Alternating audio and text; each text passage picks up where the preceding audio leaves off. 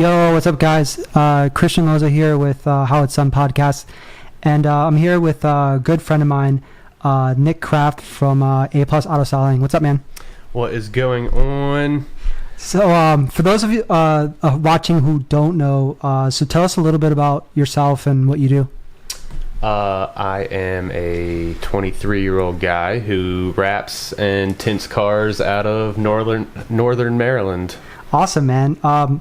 So, one thing that I've always wanted to ask you, man, is so how did you get started? So just talk us through, the process of how you got started, and you have Zach as your business partner, and just how you met him and all that stuff and how it came to be. Sure. It's a pretty long story, but to sum it up, I pretty much started getting into cars through photography. I would go to shows a lot. I would go to First Class Fitment, H2o, just local open houses. Just take photos of different people's cars. And at the time, me and Zach were actually working together at McDonald's. This is 7-8 years ago. Oh, wow. And so I guess right place, right time. I was at a open house one day, and the previous owner of the A+ met up with me and recognized me through my photos, that I would put on Facebook and stuff. And he, I guess, saw some sort of talent there, and he wanted to bring me on board and wanted to teach me how to start tinting cars. At the time, we didn't do any vehicle wraps or anything, so I was just kind of an employee for the guy who owned A+. And so it took probably 2-3 years getting me to a level where I could tint cars by myself. And then the original owner actually moved out of state, and he sold me A+, or I guess gave me the opportunity to buy A+, which I took him up on that offer. And it took me a few years, but I paid him off. And in that time, Zach came on board with us. We were actually moving to this shop 3 years ago. Oh, wow. And I made a Facebook status that, moving shops, who wants to come lend me a hand? And Zach was the only one. No way. So you, did any of you guys have did you guys know how to wrap or do tint or any of that stuff prior to that? At that time, no. So that time, Zach was working at a car dealership. So he was around the cars. We would go out and sit in the parking lots and go to the local parking lot meets. So we were definitely into the car scene.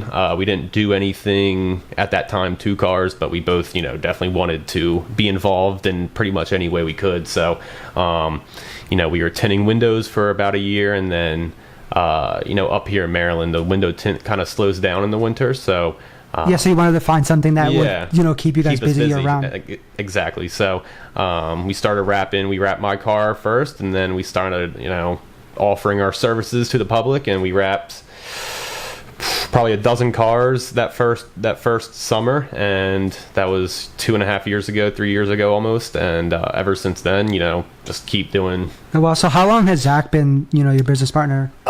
So I took over A+ in 2013, June 2013. I was by myself for a year and a half. So I think when we moved to this shop, the end of 2014, early 2015 is when I guess I decided I definitely needed a second set of hands to help me. And knowing Zach, since we were 11, 12 years old.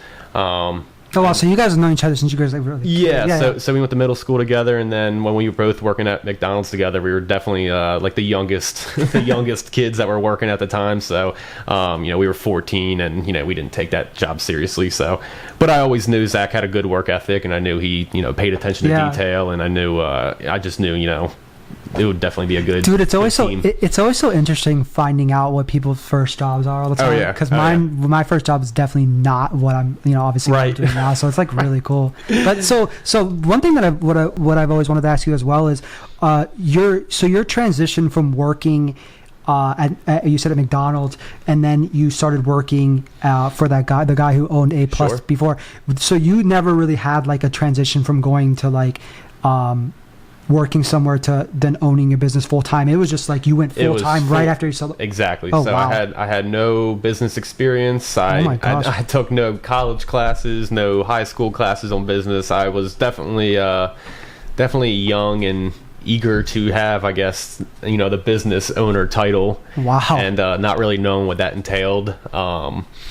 Definitely the first 2 years were a little difficult, but you definitely learn as you go, and you learn from your mistakes, and I think that definitely is what makes a person. And yeah, definitely, dude. Yeah. That's like super inspiring. That's always scary, man. Like a lot of people that I know that who have businesses that they're doing full time, or it was always in that stage where they would be working somewhere else. Sure. Full time, and then slowly building that up, and then they do that leap. Sure. Or it just kind of meshes together. But for you, it was just like you were just like thrown into it full time. You just had to like learn. Right. So working with the previous owner, I was familiar with how to interact with customers, how to work on people's cars, respect people's cars. Oh yeah, absolutely. I had that aspect down, but once he gave me that 30 days notice of, do you either want to take over A plus, or do I can find you a job somewhere around here. That's super cool that he gave you that opportunity. Yeah. A lot of people would have just been like, let me just. Right. So being at the time I was 17, I had no idea what I wanted to do. Again, no college classes or anything. I didn't really have a plan set up. So, for the first few nights I couldn't sleep thinking about, what am I going to do? And dude, that's got to be super scary. How old were you at the time? I was 17. I was gosh. I was turning 18. So that is wild. I was in a transition where, I guess, most people my age were starting college and, trying to figure out what their careers and stuff. Exactly. And you're just like thrown into it. Right. So that's cool. It was a little scary, but that was I guess in the past, and it's all worked out since then. That's awesome. And so you start this business, or you buy it, it's yours, you link up with Zach or whatever, and you guys are doing this full time. What's a typical day-to-day like for you guys, from the time you wake up till the time you leave out of here? Like what does that entail? Sure. So we're here every day except Sunday. So Chick-fil-A style. yeah, exactly. So we're here a lot of the time. So a normal day, we do a lot of tint. The window tint's kind of our bread and butter here. So the average day we'll have usually 3 or 4 cars to tint. And on top of that, some weeks we'll have a full car wrap. We do a lot of paint protection installation now, so that'll be thrown in the mix sometimes. But the average day, for instance, today we tinted 3 cars and wrapped a few trim pieces on a customer's Honda Fit. He had the chrome trim. Yeah, exactly. We did. Yeah, exactly. So I just wrapped his chrome trim. Yeah. So there's some days where we will not do any wrapping, and we can tint 5 or 6 cars that day, and then there's some days when we're just strictly wrapping. So I think that's kind of what me and Zach like about it. There's some days it's challenging and a little different, but it's never the same thing over and over and over. And I mean, because I've taken my car to you guys, I know how it works. But you guys sometimes will tag team things, and sometimes like you'll do one thing, he'll do one thing, and you guys kind of have like a really good flow going here. Like, can you tell us a little bit about that? Yeah. So Zach's strengths, we both have our strengths and weaknesses. Oh, absolutely, yeah. Zach definitely with the vinyl side, his strengths are definitely the detailed, striping, all the little intricate stuff. Zach's it's definitely Zach's tier. For me, I guess just window tinting a little bit longer than him. I think I definitely, if there's a car in here that needs to be tinted, I usually take that over, and he'll usually work on the vinyl wrap. Absolutely, yeah. But he's learned to tint through you. You taught him pretty much. Yeah. So, when I started, I barely knew how to tint myself, so when he came on board, I was teaching him at the same time I was still learning too. So on the average day, when we have to tint 5 cars, we'll just both tag team cars. Absolutely, and that's the best way to get it done. Yeah, so today he was putting vinyl stripes on a Jeep while I was, wrapping the chrome trim on the Honda, and then we had a car to tint after that, and we, both knocked that out. So it really depends, if the customer's here waiting, we'll usually work on that car real quick to get it out of here. If we just have a drop off and there's no one waiting, we kind of leisurely take our time, not rush it, make sure it's all good. So it really depends. It's definitely. I don't mind tinting, and Zach definitely Zach definitely would prefer wrapping than tinting. So when you guys were doing like the whole just strictly tinting, and then you guys decided to start wrapping cars, was that something that you guys taught yourselves? Did you go to seminars? Like how did you guys get so good at it? Because you guys could probably say you guys are some of the best guys doing it in the business right now. Yeah. So. When we first started, it has similar characteristics to the window tint. The window tint's not flexible, and it's not stretchy like vinyl is, so it's it's a little different. So we already kind of were familiar with the window film, how that material worked. You move this here, that that happens over there, type of deal. So when I had my first car, my Evo, my buddy Brandon Fugit actually helped me wrap that car. He worked at a sign shop down in Baltimore City. So that was kind of my first experience with seeing the installation happen. Right. That was way before I even took the business over. So at that time, So you were just like, you had that in mind that could potentially be something that you would do. Exactly. So one winter we were slow, and I just had bought and just purchased the M3, and me and Zach, let's give it a try. Let's see how this goes. That was like the first actual car that you guys... So the first car was my E46 M3. We wrapped that in emerald green, which was the same color as my Evo. That was our first car, and it went, I guess, how everyone's first car should go. Definitely learned a lot. And after that, we, I guess, thought it was good enough. We should start doing it for other people. So we started, going on Facebook. I started advertising on Google for that stuff, and slowly but surely we were getting people coming in and trusting us to wrap their whole car. So we didn't teach. I guess we taught ourselves. There were a few online classes that we kind of watched, the videos of. We never went to any like in-person like wrap classes or anything. So I guess that was always something I kind of prized ourselves on, because we really completely self-taught.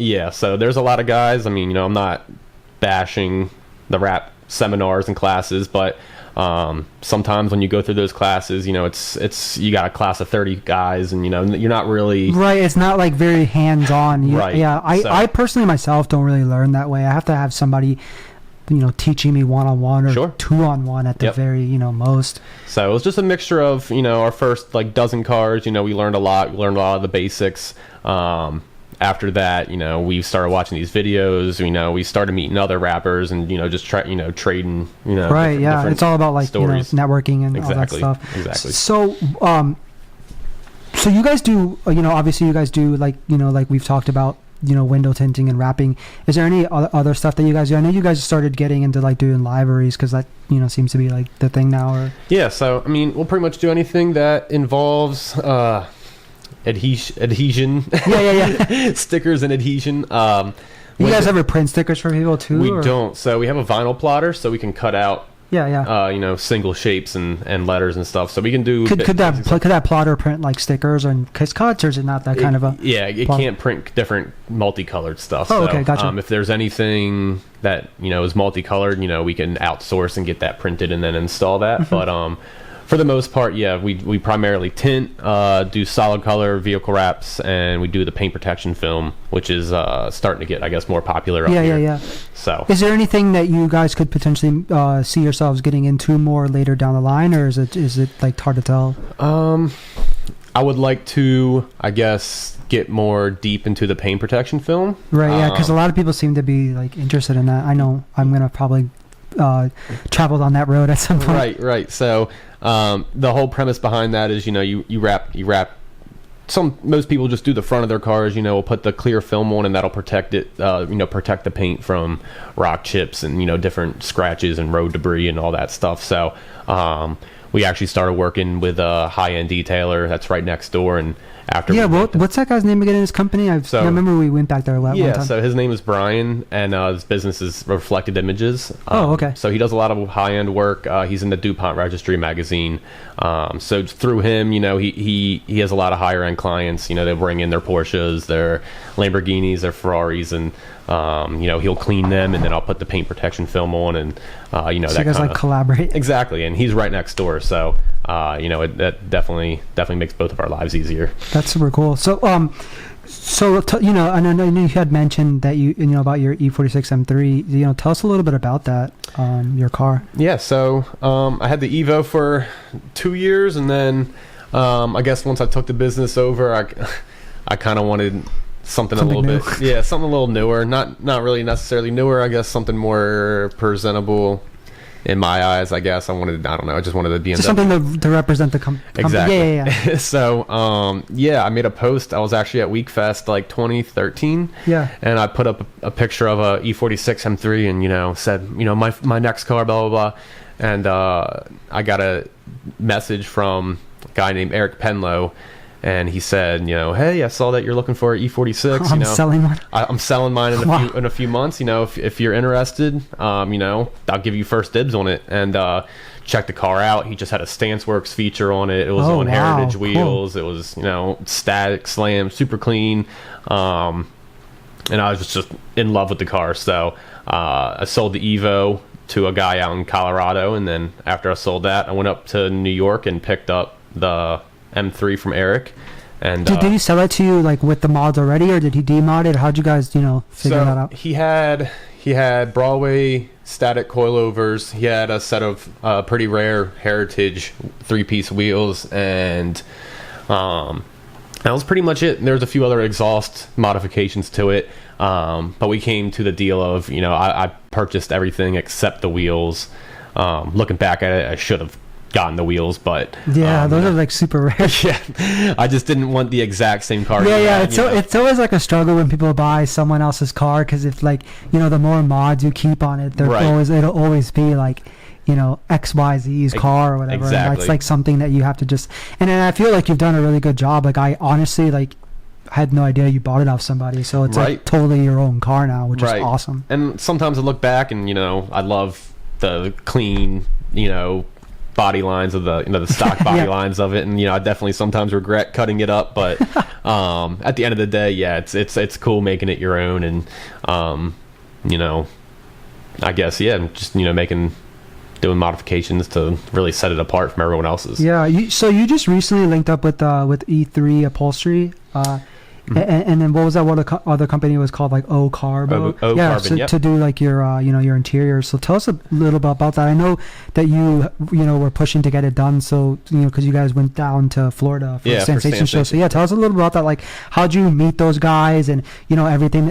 What all did they do for those that aren't familiar with your build and such? Sure. So Matt and Eric, it's an upholstery shop. They own down in Pompano Beach, Florida. It's called E3 Upholstery. So they're actually from up here. They lived in Forest Hill. They lived right in this city. They used to? Yeah, or okay. So 6-7 years ago they moved down to Florida, and they did upholstery work up here, and they moved down there, and I guess just saw a bigger market for that down there. So we always kept in touch, and they always told me, if you get the car transported down here, we'll do something crazy with your interior. So I never expected them to go, to the lengths they did, but the Stance Nation show came up this past year, and I always told Elvis, if there's ever a Stance Nation show on the East Coast, I'll be there. So lucky enough, the show was right near the upholstery shop, and dude, that worked out perfectly. It worked out really well. Who did you link up with? Did you trade it yourself? I'm kind of blanking on that. So I actually just paid some random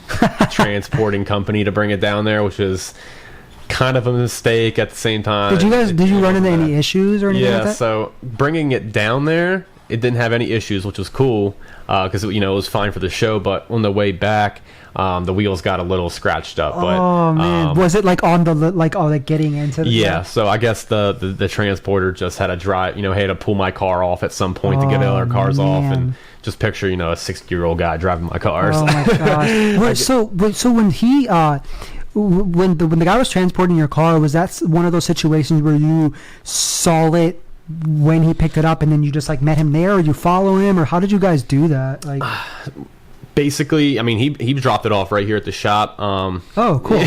My car, all the other cars he was transporting are just normal cars. So he definitely, when he saw my car originally, he was not having it. He was definitely upset that I guess he wasn't aware that this was a modified car. Did he almost think that you like kind of tricked him a little? Yeah. I mean, unfortunately, that's not how I intended it to be. But yeah, he was pretty mad. So we came to agreement. He said, as long as we won't be responsible for any damages that may happen, we'll transport your car. So again, being in that time crunch and needing, wanting to get, I guess, the interior done before the show, I just said, let's do it.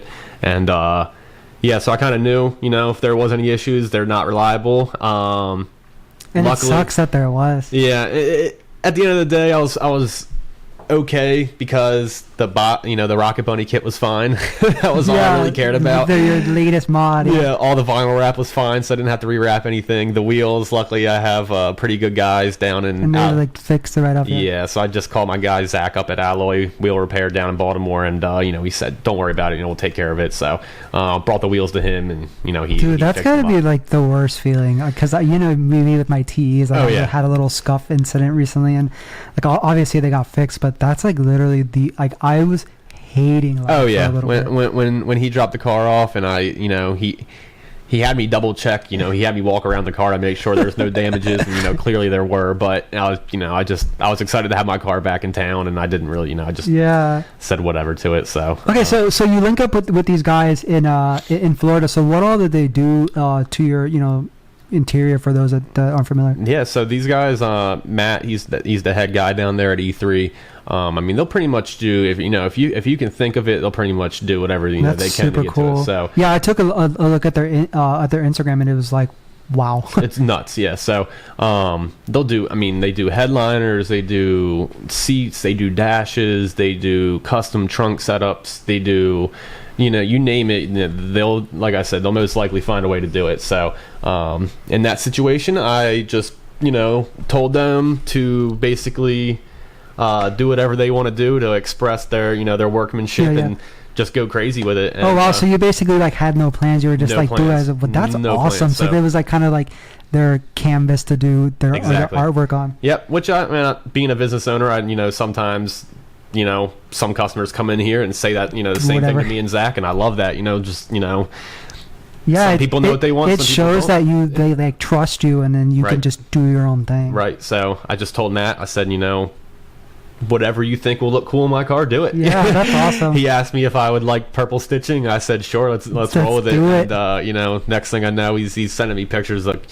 purple diamond stitching, and he's doing crazy patterns in the seats, and he definitely wowed me with everything they did. But yeah, they did my headliner, they did my pillars, they wrapped it all in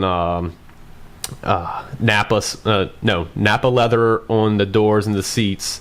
Wow, and then that's super Alcantara cool. suede on the headliner, pillars, door panels, dash. So yeah, they did everything. That's so cool. Then the entire car, it feels brand new inside. So and then you had recently just got like seats as well, right? No, they redid the seats. They redid my stock seats entirely. So, okay, yeah. Okay. Basically, he takes, Matt took all the leather off the original seats, and then he refoamed them so there's fresh foam in them. And then, he custom made, the panels back to put on top. And you would never be able to tell. It looks factory, but it's definitely different. So yeah, it has cool. it like just ties all well together with the whole car, which is really cool. So. You're down in Florida for the show. Like, how did that, how did that go? I mean, I can imagine that was like super fun. Like, that was like your debut with everything, right? Yeah. So it was the kit and the interior, and the pretty much brand new look for them. Interior and everything. Yeah. So, I would occasionally go down there and visit the upholstery guys. That me and Zach actually went down there and wrapped the car out of their shop one time. So no way, I thought that was like your first time like at their shop. Yeah, no. So basically a year before that show, we went down there. We wrapped a donk for him. It was this big, this old like box Chevy on 30-inch wheels or whatever, and we wrapped it in like a matte purple vinyl. So we were pretty familiar with the area down there. We never stayed down there for longer than like 3 or 4 days. So when I got the car down there, it was just really cool experience driving your own car in a different state. Oh yeah, dude. I mean, I've only done it like to states close by, but Sure. it would be awesome to do it in like Florida or Cali, somewhere there, far from home. We were driving up down the A1A on West Palm Beach, Florida, and you got the palm the palm trees and 70-degree weather in February. It was definitely a cool experience that I guess most people don't drive their car over 1,000 miles to do that. So it was pretty cool. The guys down there, they're super awesome. They let us stay with them. They tell us all the good places to eat. They tell us all. It's always the best when you can get like a local just to be like, do this, and that, and you're like, okay, yeah. You tell me, I'll go wherever you tell me to. So how was the show? Big, small, like what you expected? So the Stance Nation show was, I loved it. I actually went to that same convention center for Week Fest the previous year. Did you just flew out to that, or did you bring your car? Yes. What we actually did was we trailered the M3 down, or got the M3 trailer down. Yeah. 2 weeks before the show, and then I think the show was on a Sunday. Yeah, I think the show was on a Sunday. So on Friday, it might have even been Thursday night, we hopped in my 4Runner and we just drove, me, my girlfriend, and Zach. Wow. Yeah, we just drove all the way down the. but when you were there at that venue previously for Week Fest, did you flew down? Yeah. Okay. So it wasn't like a situation where your car like pre-kit, pre-everything. No, okay. It had nothing to do with my car. Yeah, so we were just there. Dude, that's funny. I think my brother was at that show. He may have been. Yeah. It was. That was a cool show. The Week Fest show was definitely cool. It was completely different from the Stance Nation. So they like parked their cars different or something, right? Yeah. So what I noticed was Elvis with the Stance Nation show, I feel like he kind of paid a little bit more attention to the parking, how everyone was situated. Yeah, and didn't want the cars to be like super close. Right. So the layout, I favored the layout. I think with Stance Nation, I don't think it was as big as a show as Week Fest. I think Week Fest may have, but they like utilize the space better, right? Right. So I could see that. I think Week Fest kind of marketed it a little bit longer, and I think a result of that, I think there was more spectators at the Week Fest show, but the overall mood and the atmosphere, I think I definitely favored the Stance Nation show with that one. But at the end of the day, you're in the middle of West Palm Beach. You walk outside and it's beautiful outside. Dude, it's so crazy what like Elvis is doing now with all his shows. It's like freaking cool. Yeah, because I remember when they like started back in like I think it was like 2010 2010. Like a year after us, and it's like they're doing like full-on shows and tours and now. Going to Japan and stuff. I know. It's like they're doing like car parts, and it's super cool. Oh yeah, it's super. It just felt there's same with First Class Fitment. There's a level, I guess, of exclusivity exclusiveness that some shows carry and others don't. It's at the end of the day, it's a bunch of car enthusiasts hanging out talking. But I guess when you get accepted into a show like First Class or Stance Nation, you kind of get, I guess it's just a different level of right versus like a show where they just like let anybody in, or it's just like a meet or something. So it was pretty cool, meeting Elvis, meeting the Toyo Tire guys, seeing a bunch of cars there that you only see online typically. Right. And it was just a cool. Sponsored by Toyo, or I am not. No, okay. So I was like, oh, maybe Nankangs and Hankook Ventus V12s. Nice. So okay, so so the next, I guess, segue. So you guys recently sponsored Krispy's car. You guys did a tint and a wrap. So tell us a little bit about that. Like, I remember like Krispy did the video and photos for your Evo. Sure. Stance Nation. I believe that was in like 2013, right? Yeah, exactly. Yeah. And so, I'm guessing that was when you guys first met, or did you guys meet before that? Or so Chris, I've known Chris for a long time. It was kind of cool because backtracking when I kind of got into the whole photography side of things, I knew who Chris was. I knew who a lot of the main guys are, and seeing them grow to a point where they're at now is awesome. But at the same time, you know, like I kind of branched off the photography route, and you know, because you were like shooting for a while. Yeah, like so that's kind of how me and Chris met, and then you know, I always told him, you know, if you know. Once I started wrapping cars, you know, if you ever need your car wrapped, come to me, you know, I'll hook you up, and you know, we'll have a good time, and we'll you know, trade services. And so yeah, we met each other. I think the first time we really met each other was Week Fest 2013, and that was obviously before the feature, right? Yeah. Okay, so that's when I had well, actually, no, the feature was from that day. So so you guys linked up in Jersey, and wow. See, I didn't know that. It was like at a sorry to go through the train. It was like a train. What was the location? It was like an abandoned like industrial park type of. I don't know why I was like picturing like a train yard in my head. It was kind of like, I mean, there's a train track that runs through that. Oh, okay, that's probably what it was.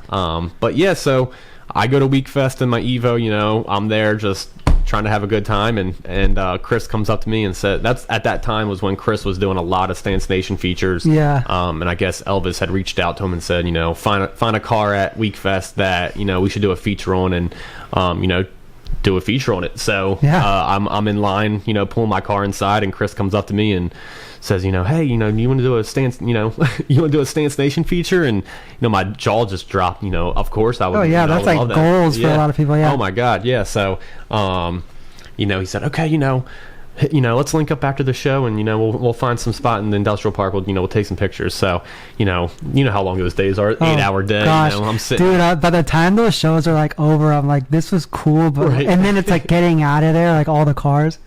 So, you know, all day, you know, I'm like, all I'm thinking of is, oh my God, you know, I'm gonna have a Stance Nation feature. You know, this is crazy. So, we go through the show. You know, we have a good time all day. You know, we're sitting there, we're all tired. We leave, and you know, that's when Chris shot my car, and 2 weeks later, you know, it was up on Stance Nation's website, and it was getting shared. And at that point, it was at a time where Stance Nation was uploading a lot of my photos as well. So did you ever like shoot for them, like exclusively? I've done one feature. I did one feature for them. It was for my buddy Ty Chavis's S2000. It was gray on like bronze Farstowens, believe it or not. And he got a Stance Nation feature. So, that was the one time I shot an exclusive feature for them. That was pretty cool. But most of the time, they just uploaded my photos on their Instagram and stuff when, you know. Showed you some love, yeah. Yeah, so it was cool, I guess, seeing my own car, you know, getting a feature on there. And, you know, with that, you know, you also get, not the negativity, but, you know, the online... You know, I feel like that's gonna come with anything. Yeah, so that's something I've I guess just come to ignore at this point. Okay, so totally random, but would you say that out of those two cars, like which one do you think gets the most like love, hate? Like, well, how is it, or is it mixed, or how does it, you know, go? I don't know. Your Evo was definitely more like less wild. Right. So the Evo, I think I was doing the Evo at a time where slamming cars, I guess the average like tuner cars just started. I didn't just start coming about, but I think when people were like really started pushing the limits of the camber and everything. Oh yeah, I know. Isn't it crazy how like back then somebody could have like 5 or 6 degrees and people would be like, damn, but now it's like double digits. And I guess that's what I'm getting at. So gradually, you know, with the Evo, you know, I didn't have anything extreme, and you know, it was pretty tasteful. And then by the time I sold it, you know, I had the big wing on it and completely not functional, but you know, I got a good amount of shit from the Evo purist. You know, well, you know, this car's too low, blah blah blah. You can't rally it anymore, blah blah blah. So every like group of car, you know, make model wise, always has like the purists who are always like, what are you doing? Right. I think for me it was more. Remember you guys were talking about like the NSX people like earlier. Yeah. So I think for me it was more of an age thing. So I had the Evo when I was 18, and again, you know, I was working. You were young, right? So I was working since I was 14. So to me, it wasn't really anything. You know, making a few car payments. You know, the car wasn't. You know, I didn't get an expensive Evo, but for some reason, you know, everyone thought, you know, mommy and daddy bought it. Blah blah blah blah blah. You know, the reality, you know, I was working 50 hours a week. You know, so I think I probably had more shit talkers then with the Evo, just because I was younger, and I guess. When I bought the BMW, I guess people kind of realized at that point that you know he has a job, you know, he does his own thing, you know, maybe he does pay for his stuff himself. So, yeah, I think it's at a point now where kind of people kind of realize the reality of it, and I don't think there'll always be shit talkers, but I think it was definitely worse back then. Yeah. So then you guys linked up for the feature, everything's done, and then like you sold your Evo, and then you got your your M3, and then so now fast forward now, and you got who reached out to who about like sponsoring with the whole Krispy thing, you guys doing his car, like how did that play into effect? And yeah, so when he I guess the whole timeline of events was he shoots my car for at Week Fest for Stance Nation 2013. 3 months later is H2o 2013, which in my opinion was the best year. It was nice and sunny, it didn't rain. It was before like all the chaos. Right, it was before all the crazy, it was CPD and everything. And I guess just linking up with Chris, he I guess knew who I was, and we were shooting a video at H2o, and me and Chris became pretty close then too. And yeah, at that time he had a 04 Impreza wagon. I don't know if it was a WRX or not, but it was like a little red. No, it wasn't even a wagon. It was just a little sedan. And I always told him, if you ever do anything to this, let me know. I'll hook you up, man. Like let's do something cool. And the words everyone loves to hear. Right. So he finally buys, I guess, a little project build, the Legacy Wagon GT, and I think perfect car for him with all the equipment and everything. Oh yeah, like so he can like lug it around. Right, and it's a little different. Like most people have the Impreza wagons, and he got the Legacy, so definitely a different feel, different look. But when he got it, he planned on putting wheels, wrapping it, putting a bunch of JDM parts on it, air suspension. So he was actually just sending out proposals, to different companies. Right, and yeah. When he contacted me, he was talking to me on like a business level, and I was like, man, don't like we're friends, man. You don't even think about it, yeah. And so yeah, we planned a date, and I said, come down here for a week, stay here for a few days, and yeah, we'll wrap your car up, and just make us a cool video in return. And he actually just finished the video like yesterday. So yeah, I was like actually watching that when I was like preparing for this interview, and I was like, dude, that's so cool. Yeah. So yeah, I mean it's definitely awesome seeing your own work being recorded and in like a cinematic way too. But yeah, we wrapped his car in like 3 or 4 days. Him and his buddy Cody, who helps him out with all his stuff. Yeah, they came down here, and Cody's cool. Yeah, they just hung out in the shop. They were working on their RWB videos, and yeah, it's like perfect. It's like you guys do your thing, he does his thing, and right. It's like a super cool. Right. So like every half hour we would tell him, Chris, we're about to lay down this piece of vinyl. He'd get his camera out. He would get get some cool shots, and so it was cool. He wasn't videoing us 100% of the time, and but at the same time, he was doing his vlogs. So it was kind of cool, stepping into it's awesome world. That he like decided to vlog it all and document it all, because it was like really cool. So you guys tinted his car.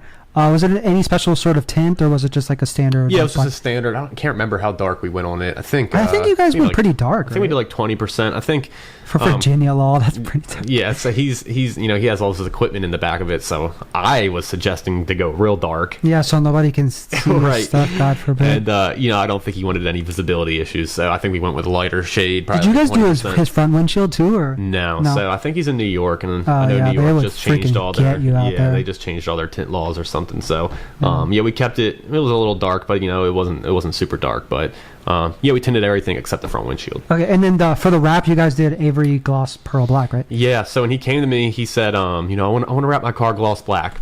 I said, Chris, your car's already black. Your car's already gloss black. Why do you want to do that? And he said, the paint's pretty messed up right now. I'm getting a few JDM parts. They're not color matched. I just want it all to be black. And I tried so hard to get him to do any other color. What colors were you like pushing for him to get? I was pushing midnight purple, and I was pushing like a dark red. Yeah, I was pushing like a dark red, that like black rose color that a lot of people like. And he wasn't feeling it. He said, "No, man, and I just want to do black. I appreciate your concern, but I just want to do black." So some people like to do that whole like like a wrap job where it's like not so obvious that it's a wrap, and I can vibe with that. Yeah, so at first I wasn't really understanding the vision, but once I realized what wheels he was doing, the air suspension and everything, I kind of was on the same page with. That's cool that he had like a set goal, set vision, right? All the which sponsors. I definitely liked. It was cool because it was kind of I wanted you guys to do kind of whatever you want, but I still want it to be this color. So it was cool. I mean, his timing with everything was like perfect. Perfect. So perfect. I showed him 3 different blacks. I showed him regular gloss black. I showed him gloss black metallic, which out in the sun looks really cool, but in the shade, it kind of looks dusty almost. And then then I showed him the gloss black pearl, which on the sample it looks very black, but that's what he decided to go with. I told him I think this will look the best. And seeing it next to his car, it was definitely lighter than what we expected. It was more of a gray. But in the end it actually kind of worked, I think, in my opinion, a lot better with his carbon fiber accents. His wheels were like a gunmetal face with a polished lip, so I think the almost grayish black, I thought it looked really good. Yeah, it came out really well. Yeah. So how did you guys do? I know he had like parts coming in. And I think there was something where he didn't put on like a bumper or something before, or you guys wrapped it or something, or. Yeah. So he had a few different JDM. Yeah, he had a JDM front bumper. I don't know if he bought a rear bumper. I know he had a few different carbon fiber, like canards and splitters, and a few different parts. Trunk wing. What else did he have? I'm not sure. But when he came here, the bumper, front and rear bumper, were light silver. The side skirts what were it came silver. As from Japan or whatever. Yeah. So the side skirts, I think, were silver, and then the rest of the car was, like a pretty old and faded black. You guys didn't wrap like his stock parts, right? Just no. Yeah. Okay. Yeah. So he just came down here with those parts, and that's all we wrapped. And yeah. So we wrapped for at the end of the day everything matched, and I think that's what he was going for. Yeah, and it turned out really well. So so you guys finished the wrap or whatever. Well, actually no, but rewind. I have to ask you. You gotta have like a funny Krispy story. Like I remember you were telling me that like some people stop by the shop or. Oh my God, you would think. I've known Chris for a long time, so it's just funny to me seeing, how people react when they see him. Chris is an awesome guy, super nice guy. Dude, so, he always comes up in like conversations with my friends, and we're always like, coolest guy, so humble, so personable. Yeah. He'll talk to anyone about anything. So I think that's his biggest. Yeah, there's like, I mean, let's be real. Like he's blowing up, and he's really really well known, and it's awesome to see like. Not only like where he's come from, like from back in the day before all this, and like seeing him now, which is super cool. But it's awesome to see like, he's kept humble about it. Yeah. Like very approachable, really cool. He's not like a dick at all. No. And so like we always talk about that with my friends, and it's like super cool to see. It's always nice to see people that like exactly. That was the main reason. That was the main reason why I wanted to wrap his car for him. He's never done me wrong. I've never seen him do anyone wrong. I just wanted him to have a cool car that he was happy of. And then you help him out, he helps you out, and it was just like the perfect collaboration. Exactly. Yeah. And then we're like people like stopping by the shop. Oh my God, yeah. So I'm making a few posts. Wrapping Krispy's car next week. Blah blah blah blah blah. And the Monday comes, he's here, and I don't even think it was even an hour or two before I start getting people coming up to my shop. People that they live a minute away from here, and they've never came here to get any work done, or oh my God, is Chris in there? Blah blah blah. Let me talk to him, and like I said, he'll talk to anyone. So I think that's the cool thing about him. Yeah, that was definitely one of his best traits. He will literally talk to anyone. So there are people coming in, they were just talking, we're working on his car, he's working on video. I think probably the funniest story, it's not even that funny, but I think we introduced Chris to the fidget spinner, And that was his first time using one. A plus auto styling was his first encounterment with a and fidget spinner. He vlogged that, right? Oh yeah, so I mean, he went home to his hotel, or I guess he went to his hotel that night. After the first day, we started wrapping his car, and he came back in the next day with his own fidget spinner that he just bought somewhere. Next day, Amazon Prime. Yes, he bought it somewhere on the way here, and we were all spinning. So dude, those things blew up. Oh no, it was again timing. It was like he was here while fidget spinners were like cool for like a week. So that was pretty funny. But no, it was cool hanging out with him. I mean, again, before the wrap, it was on the phone calls, it was a very businessy feel. And then once he's here, yeah. And I mean, correct me if I'm wrong, obviously, but I would from what I can tell, like you guys are like cooler than ever now, right? Yeah. So you guys went to like Week Fest together. You guys hung out at like his house or something? After wrapping someone's car, I guess after you've touched all over someone's car, you create a bond with them that cannot be broken. That cannot be broken. So we were pretty good friends before, but after we did the car, we definitely keep in contact a lot more. We were talking about my video, we're talking about his wrap. He got a few more pieces, but right before Week Fest, he wanted wrap. So he got like that like Dreer piece. Yeah. That thing's, dude, it's kind of cool that he's getting all these like little really cool like pieces. Right, and the attention to detail is really good. It's a cool platform. I don't think a lot of people even really like bat an eye at the legacy, so it's cool to see someone. Yeah, when he first got the car, not gonna lie, I was like, is there like a lot of support for this car? Right. But then like seeing him do it, I'm just like, wow. Yeah, I mean he's cool. He's finding a bunch of cool parts from Japan, and I think he's gotten the US dollar to yen conversion down pretty good. So he's buying a lot of parts from Japan, and he just bought a little part before Week Fest, and he asked, you guys want to come stay at my grandparents' house? The night before we'll wrap that piece, and then you guys like did that like driveway shot or whatever. The what do we call it? The New Jersey Stan's house or something funny. So, we wrapped the part for him, stuck it on for him, and we drove to the show together, parked together. It was cool. It was cool being with him in Week Fest while he wasn't shooting the show. Yeah. It was kind of weird seeing him not actually doing like a show. I saw him with his like little vlog camera, and I was like, I'm so used to him having like a jib and like, so he's shooting. Sitting there, he's wiping his car off, cleaning his wheels, doing what everyone else is doing. Is that you? What's he doing there? Why is he cleaning his own car? Oh shit, he's like not even taking a video. It was cool, I guess, being with him for like his first car. Right, yeah, because like I don't even consider like the Tuner Evo the first. It was like a debut, but like it was. But this was the actual first show where he like registered, paid, like was competing, and it was kind of cool. Yeah, so he was worried in the beginning. He was like, I don't know if I'm going to get accepted. Dude, please, right. I wouldn't worry about that, Chris. Just apply and see what happens, and 2 days later, he's like, I'm in, I'm good. I'm like, all right, cool. Yeah, so. It's kind of cool to think that like I first class will be like. I mean, obviously, we're gonna accept this car. It's gonna be like his like second show ever, which is really cool. Yeah, I think for him, again, hopefully he shoots that show. I would love to see that. But I always look forward to him and like Mike's and like their shoots, Anthony's, their videos, Anthony's. Oh yeah. So, but it was definitely a cool experience, kind of seeing him as not the video guy. Yeah. There. So you guys finished the wrap. Obviously he documented and stuff, and then like you guys did fun times. You guys get really close. So then you guys did that meet in your town, like close to here afterwards. Was that something that you guys like planned, or was that spontaneous, or how did that go down? So you want to wait for that phone to start ringing? That's fine. Okay.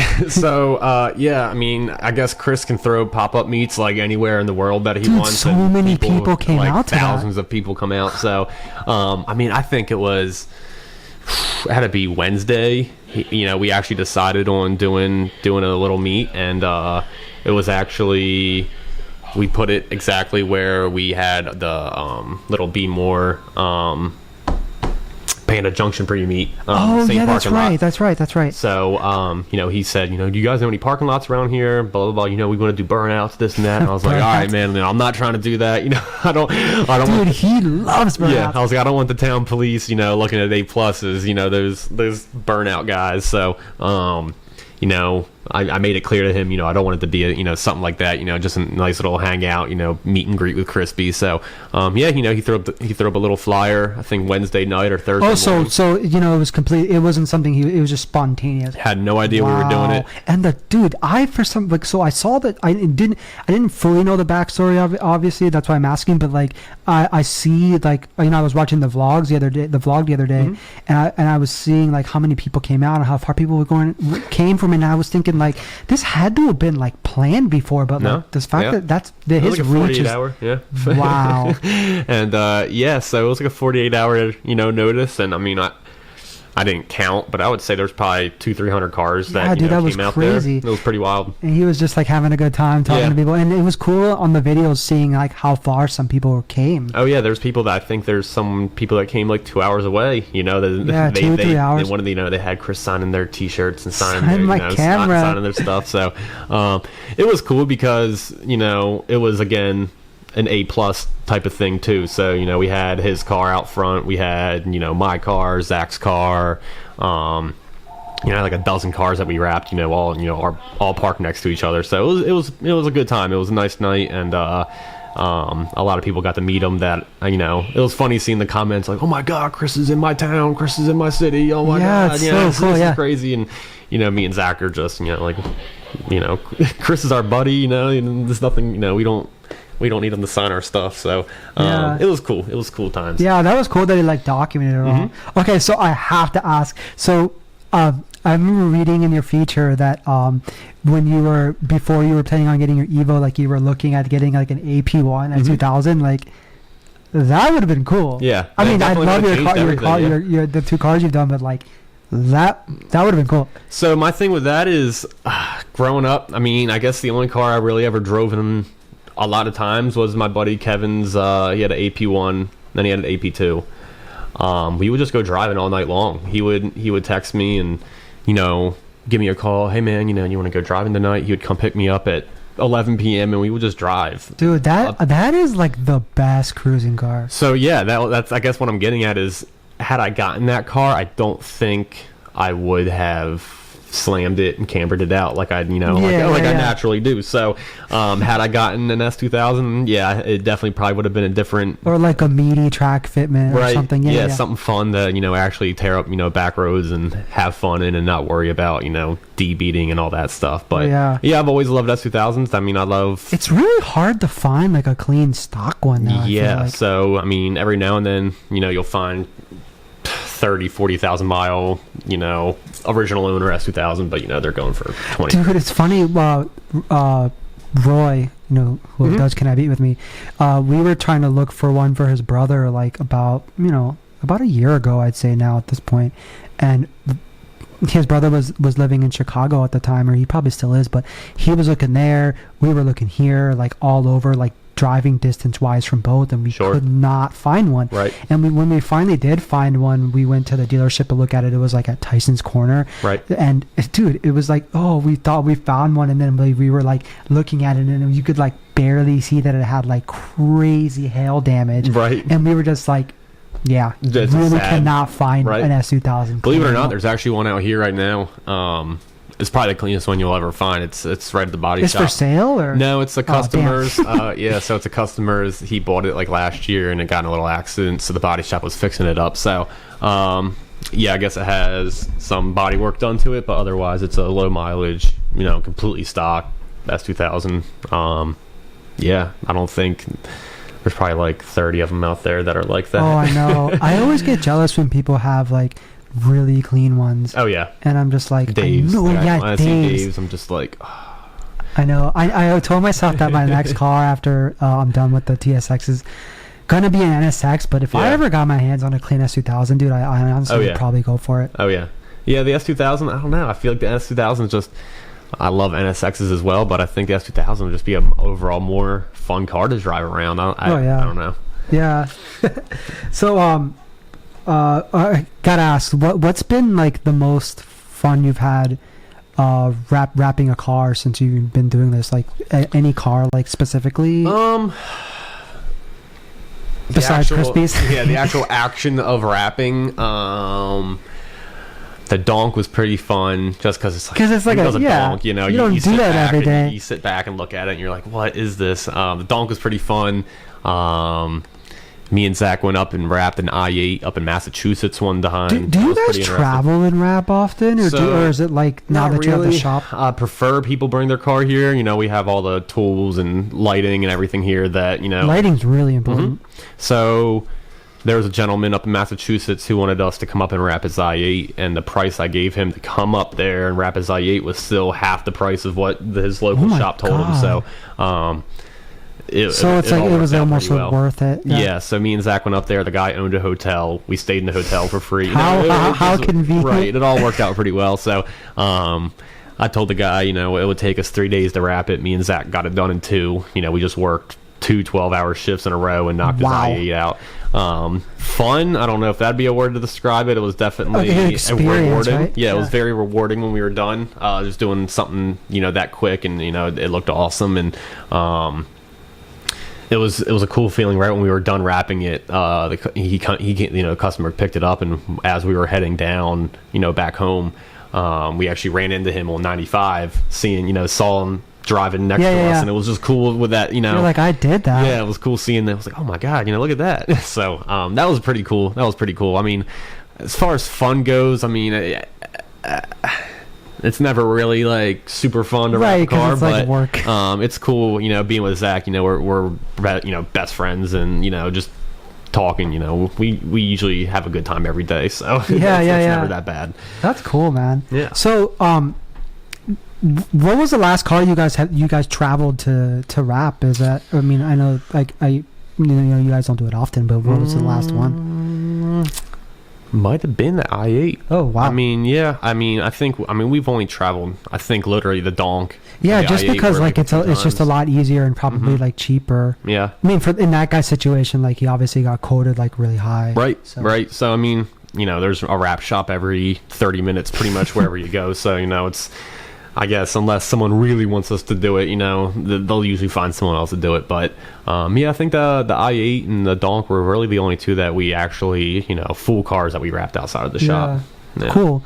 Okay, so I know you guys did that like free wrap giveaway like on Instagram recently. Like, tell us about, you know, a little about that. Like, how did it go?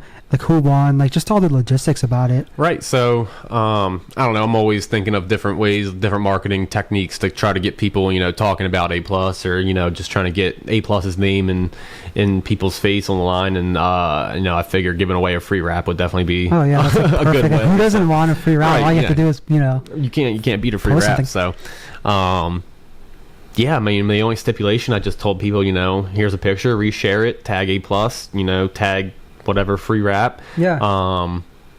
You know, I'll give you I think it was like 5 weeks, which I think it was kind of a long time, but gave like 5 weeks. And so you gave them like a sort of like a time frames of when they had to come in. That's pretty smart. So I told them, you know, by the end of the 5 weeks, I'm just going to go through the hashtags, just pick a random person, whoever lands on, you know, that's so 5 weeks was the length of the contest. Yeah. I thought you were saying like you gave the winner 5 weeks to come in and get the no. Okay, so I mean, that was kind of something I wanted to just kind of knock out and get out of the way since it was a free wrap. But yeah, so I was scrolling through, and there was a guy, Blake, I think his IG name was Blank. The winner, right? Yeah, the winner. Yeah. He posted the picture every single day from the day I posted. You know, I guess his odds were a lot higher than anyone else's, and it worked out for him. So I landed on his car, and he had a 2-door Civic. Was he far, close? Like, where did he's like an hour away from here. That's not bad. Yeah, he's like down in Baltimore. So it worked out pretty well. He picked out like a tan color. I actually ended up buying another roll of that to do my 4Runner in.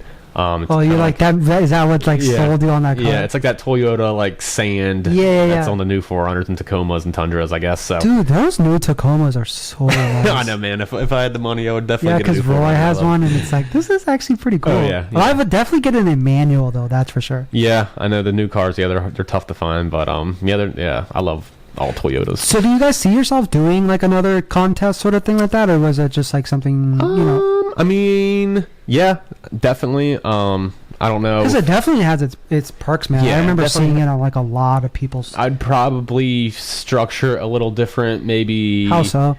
Maybe instead of reposting, a shared image, maybe, go on a website and purchase an A+ decal or something. And then that's what gets that'll you enter, maybe something like that. Something, that benefits you guys a little bit more. Right, right. Yeah. It'll definitely, because, at the end of the day, once the contest, I guess online, regardless who posted what, how many times, I guess, other people kind of get annoyed of seeing that. Right.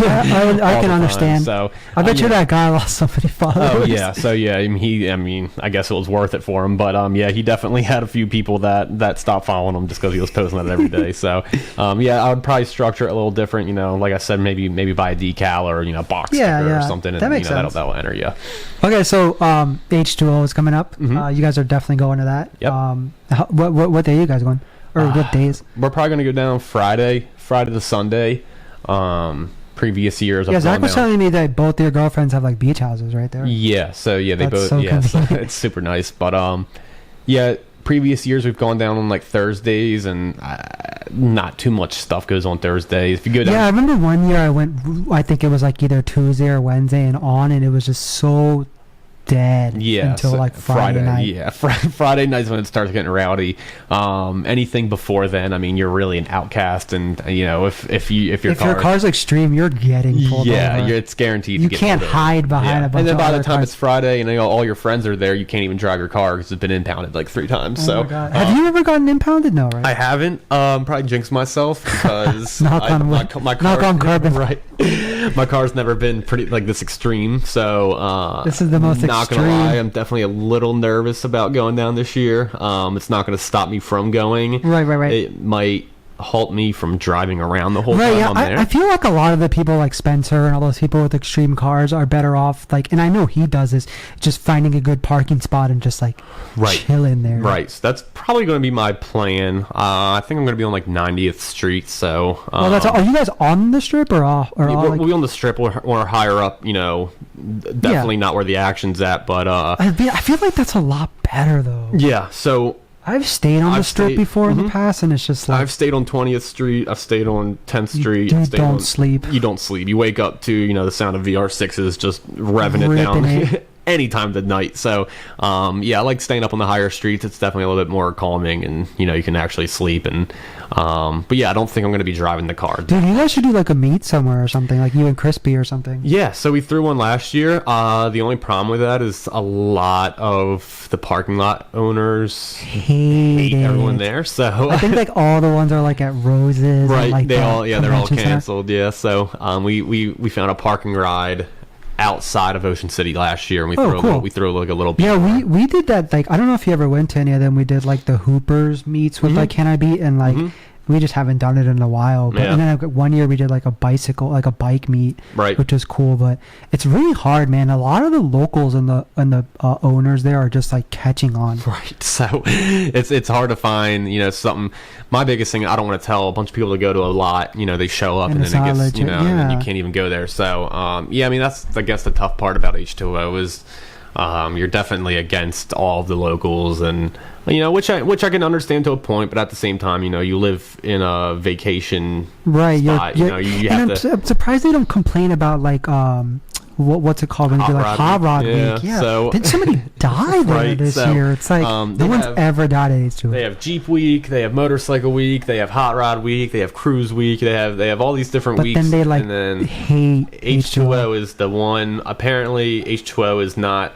Ran through. I guess all the other events are sponsored through the town of Ocean City. So but this one is not. Right. So H2o they isn't. Hate that. And they definitely. From the police to the business owners to the locals. I don't think anyone likes us being there.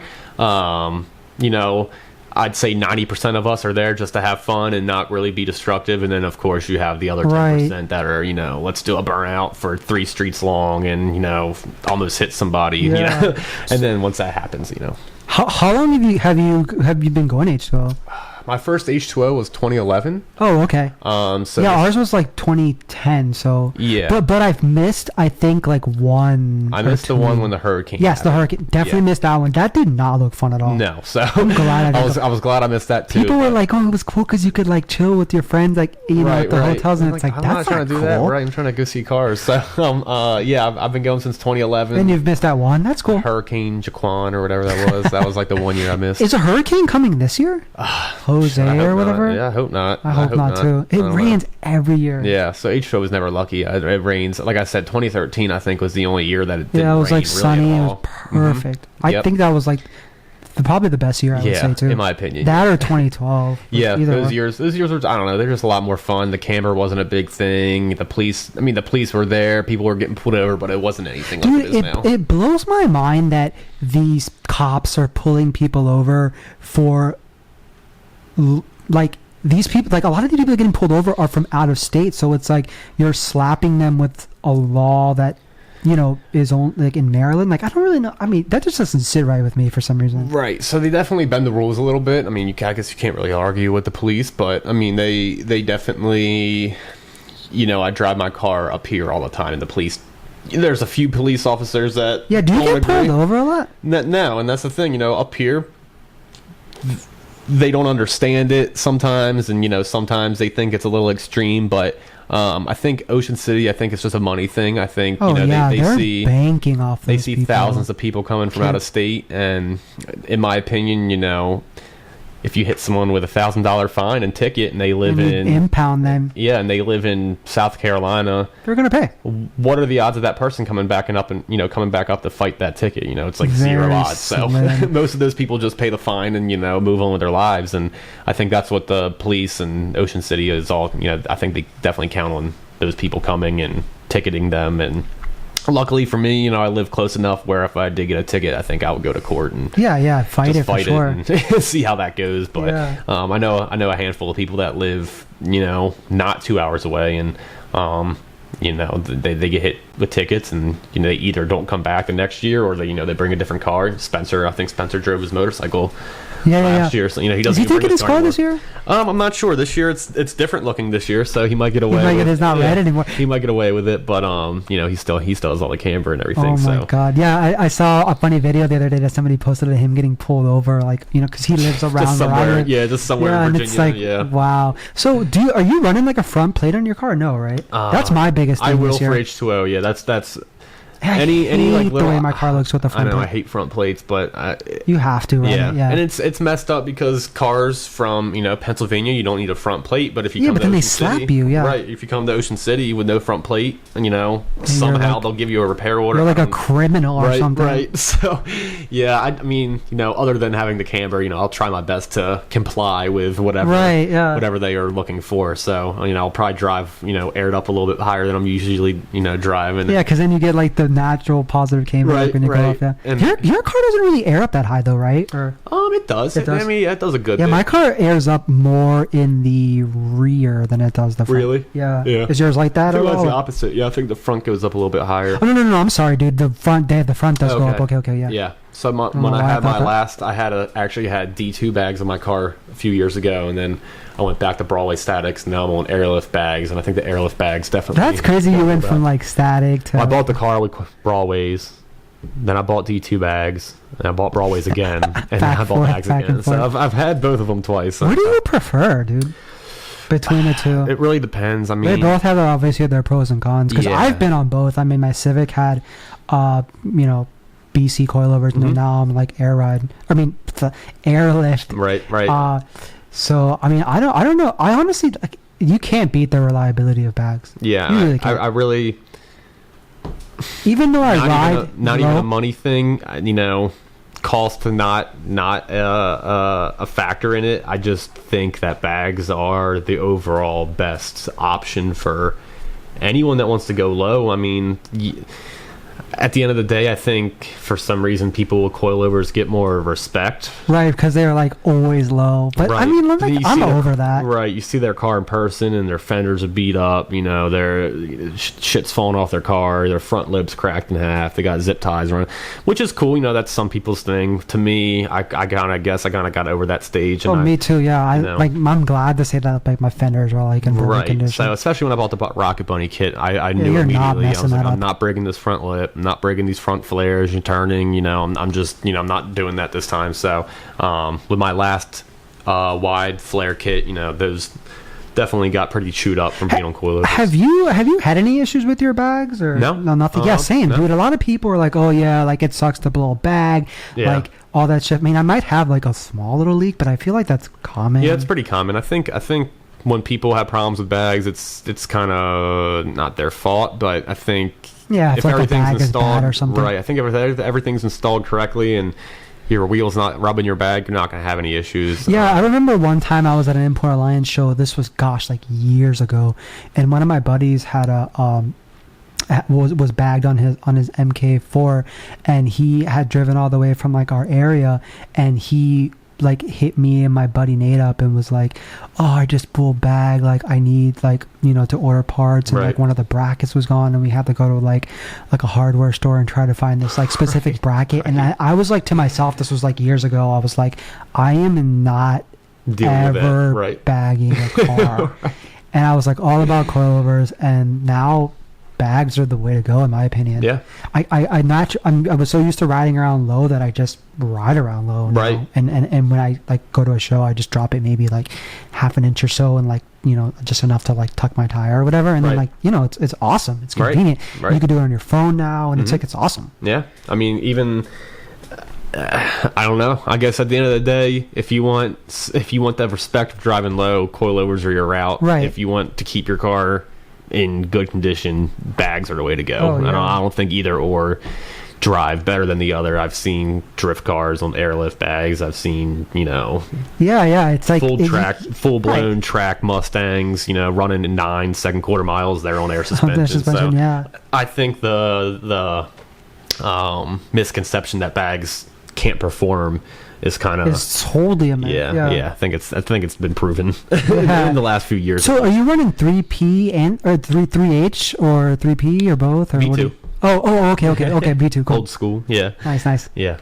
Nice. Yeah. I was on 3H, and then I don't know if I told you the story where like my battery died, and then like all my presets reset, and they had to so now I'm just like 3P, which is cool. It's whatever.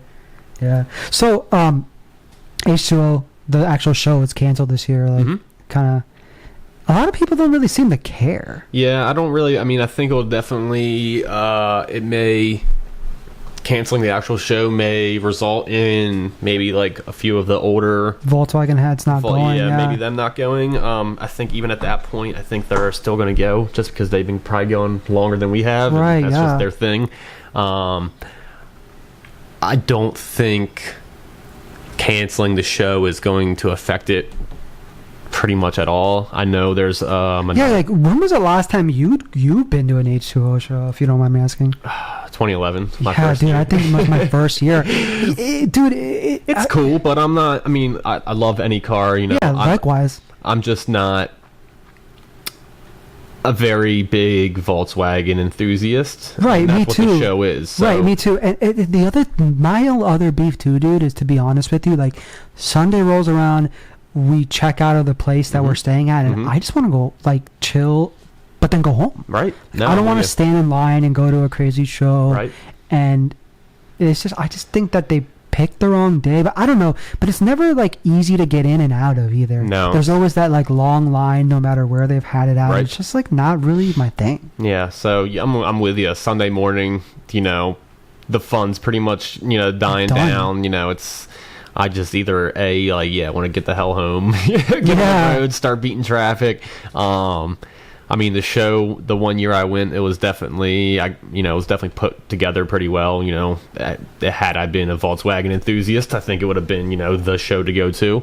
But I like variety. I like going to a show and seeing a little bit of everything. Yeah. And if you, dude, honestly, like not to knock on H2O, the actual show, because it's a fantastic show. It's run really well, but like, the scene is so diverse now compared to back then, where like make specific shows are just like not a thing anymore. Right. Like you go to like a lot of these shows, like First Class Fitment, Week Fest, Sans Nation, all those shows, and it's just like such a big diversity. You see Volkswagens with Hondas and VIP cars and Beamers, like all parked together, and just like the fact that like I don't know, just an all only Volkswagen show is just like kind of old school to me. I don't know. Yeah, I mean, it definitely. I don't think the guy who runs the show is too concerned with, I guess, attendance there. I think he just loves Volkswagen. Right, absolutely. That's why he does yeah. it. I have a few buddies that same way. They just love Volkswagens. That's their thing. Yeah. Unfortunately, you can't really tell people that without Volkswagens they can't come somewhere. Oh yeah, the people are still gonna come, and it's gonna be fucking fun. Yeah, so everyone, you got your Japanese car here, blah blah blah. You can bring your car wherever you want. It's the fact that the show isn't even in H2o or isn't even in Ocean City. It never was. Never was. That the whole Outcast thing, I think really blew. It blew up. Once when I was there in 2011, and there was people driving around their Subarus, and they were actually looked at the Outcast, and now you go down there. I guarantee Volkswagens are the Outcast. Yeah, you go down there now. Exactly. You see way less than you see more Subarus than anything. Yeah, dude, it's funny story. So my first H2o was 2010, and we vended at the show. Sure.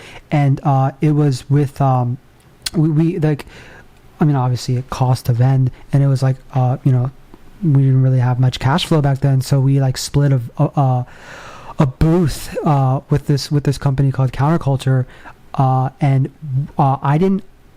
So it's obviously like a Volkswagen only show, but I was able to somehow get like my Civic at the Clutch booth. Okay. And so like, dude, it was so like, I almost want to go as far as saying that I was probably like if not one of the first non-Volkswagen cars to be like in an actual H2o show. So it was like pretty crazy because like it was funny because I was like riding down the strip one time, and there was this like random person that like was at a party, and he was like on his like balcony. He was like really drunk, and he was like, "Yo, your car was at the show yesterday, right?" And then or earlier today. I forget if he said earlier today or yesterday, but I was like, yeah, why? And he was like, because I fucking spit on that shit. And I was like, what? Like, oh, yeah, I was like, holy shit, like, dude, like, yeah, it was like, times have changed so much. Like, it's funny that you say that, because it's like, all the cars that were like Outcast back then are like not anymore. Right. It's like the Volkswagens are. Right, yeah. I mean, pretty crazy.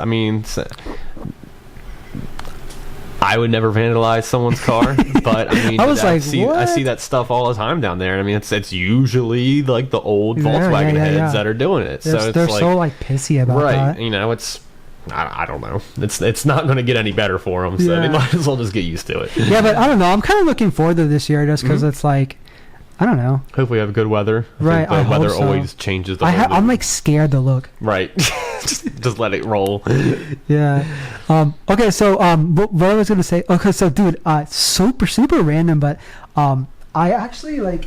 Remember how I told you I was gonna like get you like a shop banner for your thing? So like, I'm gonna hang that up. I'm gonna try to like give like my guests from here on out like some sort of a gift or something. But like, this is for you, dude. Thank you, man. Like, it's for those of you that like it might be hard to see, but it's we used to do like First Class Fitment like flags. Back then, we don't do them anymore just because we came to the realization that like we do this like really cool flag for this specific show that has a specific date, right? And then you can't use it anymore. Right. So I think we literally stopped doing flags and like show specific flags in like 2011 or 20. Like I read the year after that. It might have even been that year, but I remember I was like, dude, you like need banners. So I was like, I should just like give you this. Is awesome. That's so yeah, it's I love for you. I appreciate it. So it's for you to hang up and stuff. So thank you so much. But yeah, the show's coming up for us, which is kind of exciting. I'm sure you're planning on being there. Absolutely. And stuff. But I think I honestly want to say that that's like always the last show of the year for like everybody. Yep. So I mean, I've had a few people ask me before, is there any shows after First Class? I mean, if there are, I'm not going to. Yeah. It's like either too cold or. Wait, I mean, I know they have like. Simply Clean is before First Class. Yeah, before. But I think that Weekfest Florida is normally like at the end of the year, right? Like December or something. Yeah, but I don't know if they're doing that this year or not. Yeah, I'm not really. I don't know. When I went, I think it was in January. It was like early January. Oh, okay. So it's not even that. Okay. Yeah, wow. But yeah, definitely like the last show. Yeah, I mean, speaking of around that time, I've always wanted to go, and it's shocking to admit this, but I've never gone to SEMA. Same. I've never made it out there. I've had friends that go out there. I've really close friends that have gone out there, and I think it sneaks up on you. I thought, I've been hearing about it, I've been seeing about it, but I don't really know the dates, and then it's just happening, and then I'm not there. Yeah. For the longest time, I went through this phase where I was like, "Oh, SEMA's too like commercial for me," but like I'd love to go out there. I would love it, and it's cool that it's so big. That's what I've heard. You can't see it all. Yeah, that might bug me. But then it always falls on like the weekday, and it's like getting off work is hard. It's weird. I mean, I would love to go out there and see the vinyl and that whole side. Yeah, of you things. guys could like network and stuff for sure. Yeah, absolutely. And do a lot of your vendors go there too, right? Like the guys you buy stuff from and all that stuff. Or? Yeah, so I think like 3M has a whole setup out there. Pretty sure Suntech, which is the window tint company we use, I'm pretty sure. Are you guys exclusive to Suntech? Or? Yeah, so I've been using Suntech forever and always, and there's stuff out there comparable and even better, I guess, in some people's opinions, but all in all, I love the Suntech film. Yeah, their stuff is really cool. Yeah. Did they have a bronze tint? Like yeah, they do make a few different I guess like custom lines like that. I mean, they don't make it like a real big they don't offer it to everybody, but I think if you wanted to get that, they can get it for you. So how do you guys do with like your inventory? Do you guys like keep everything in stock, or do you just order as it comes? Or? So the tint comes in big rolls of like 100 feet. So I usually order I order a few boxes every week, and that'll get us by.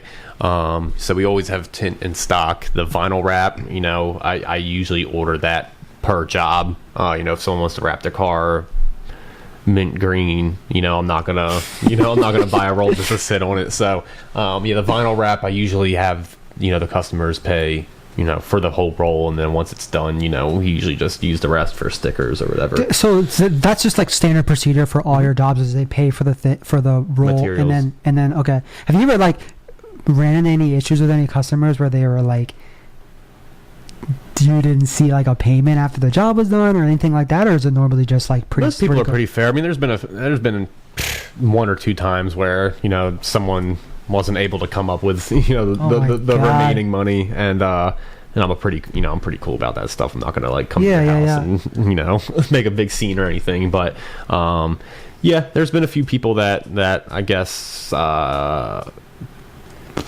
I don't know if they expected some sort of payment plan or something. Oh, right. Dude, it's crazy how a lot of these like wheel companies and parts companies are like leasing now. And it's like, what? I don't know. I mean, you gotta, I guess you can buy like Vox for like $20. I don't know. It's like something crazy like that. I've never looked into that. I've had a few people talk to me about, that, I guess, but I've never that's just like mind blowing. My whole theory is if you like can't afford to pay it up once, once, it's like you probably shouldn't be leasing it, right? So especially with something I mean, I understand like a car, obviously, right? I'm leasing my car right now, but or not leasing, but I'm making payments, right? So but wheels are definitely different, whole different thing.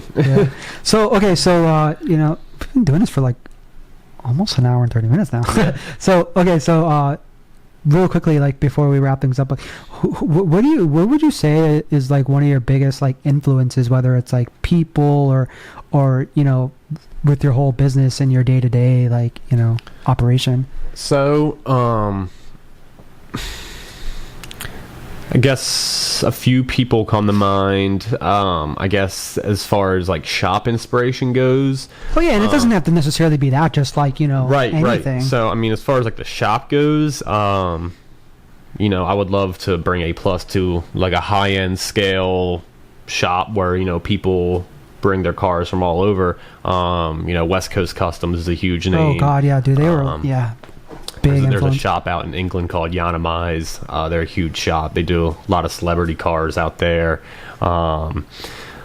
I would love to get on a level like that. I know the location we're at isn't the best for expanding into that route, but those are definitely two inspirations. I follow them both, and there's a bunch of other shops. There's small one guy shops up in Pennsylvania that inspire me. Just to seeing how they work and how they're structured. As far as being a person of inspiration, for myself.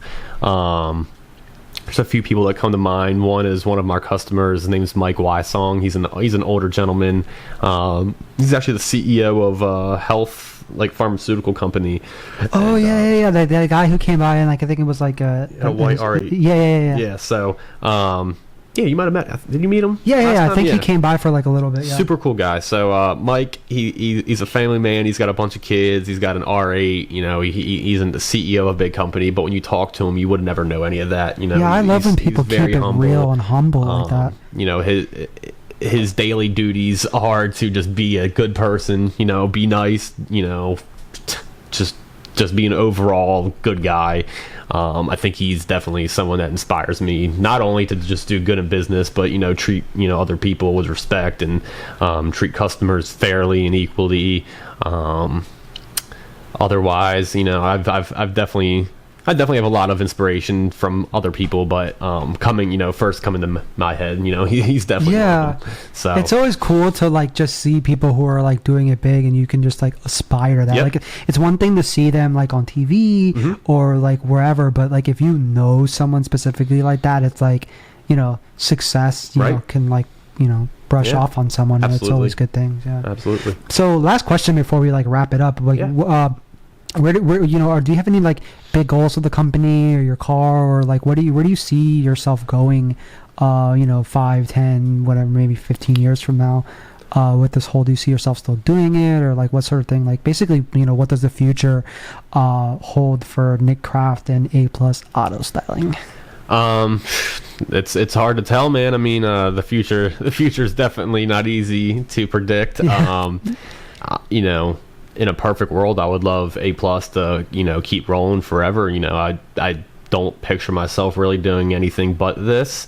Maybe I'll be at a point where I won't be doing all the work, and maybe I'll have a team of guys that I trust, that are professional guys who will install the stuff, install vinyl or tint, right, or and you could do the day-to-day stuff. Sure, I can focus more on marketing and getting people in here, and maybe or expand. running the booking the appointments or something like that. Yeah. Right. So I don't see myself doing anything other than this, which I think is a good thing. I think if you don't, I definitely have all my eggs in this basket, and I don't think it's a bad thing. It's definitely nice to have plan B, but I think at the same time, if you have a plan B, then that kind of will give you an incentive to not really try give it all. With plan A. Right. Yeah. So, this has been my only plan for the last 5 years, and I think just that in itself has really inspired me to keep going and waking up every day and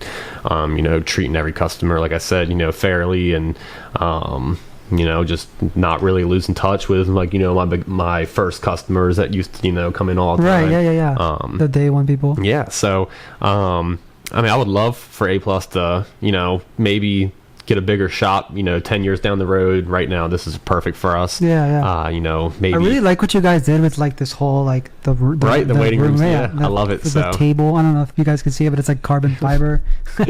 So the detail guy, he's right on the other side of the wall here. I would love to maybe be in the same shop as him. I don't know. Maybe in a perfect world, I would love to just have this entire building to ourselves. Who are the neighbors? So there's a body shop to the left of us, catering company, and there's a catering company on the other side. So catering company really doesn't help us out at all. If they moved out and we could knock this wall down and just make a super shop in here, that'd be cool. Is their place big or same size as yours? It's pretty big inside. Yeah, so it's all kind of office-y in there, and then they have a kitchen. So Yeah, I mean, maybe in a few years they'll move out and we can, expand over there. And then who did you say was like to? It's a body shop on the other side, so they help us out a good bit. So I don't really want. Oh, so you guys, it's like a triangle, little trio. Yeah, awesome. Got the body shop, the tint shop, and then the detail shop. So do you guys ever send them customers or like vice versa? Absolutely. So, yeah, they send us a lot of little paint protection jobs, a lot of little tint jobs. If they scratch a window or repairing a car, we'll replace that window for them. Oh, cool. And vice versa. If we break a clip or if we need to get a trim piece. Perfect example, when we were wrapping Krispy's wagon, his window trim was all faded, so I just literally walked 10 feet next door and said, how much is window trim for this whatever 07 and they had it in stock, or they just had to like order they had to order it, but it came the next morning. It was whatever, $150, and popped them in. We already had the old ones out, put the new ones in. Wow, that's like so convenient. Yeah, so it works out a lot better than I guess I thought, moving into here. But yeah, having these neighbors definitely have helped out. Oh yeah, for sure. That's awesome that you guys are able to like work closely together and then like help each other out or whatever. Yep, that's super cool. But yeah, man, that's what before I started coming to like your shop or whatever, I was just like obviously seeing like the awesome work that you guys were doing. But then when I finally like came in here and we got like cool and stuff, I'd always joke with my friends, be like, I like want to keep coming here, like just because it's like so fun. You guys are awesome, and it's like super cool, like, and obviously like inspiring as well to see what you guys are doing, man. And like Thank you. Obviously like wish you guys the best of luck and stuff, and that sort of thing. So that's why I like really wanted to like come in here and interview you for my first ever podcast. That's awesome, man. I appreciate it. Yeah, for sure, dude. So yeah, it's been a pretty fun times, and we've been doing this for like an hour and 30 minutes now, which came by really Didn't fast. Even feel like that. I know, right? I'm like, dude, I could keep talking. But yeah, man, anything like any final words you want to say before we like end this episode? Shout outs maybe.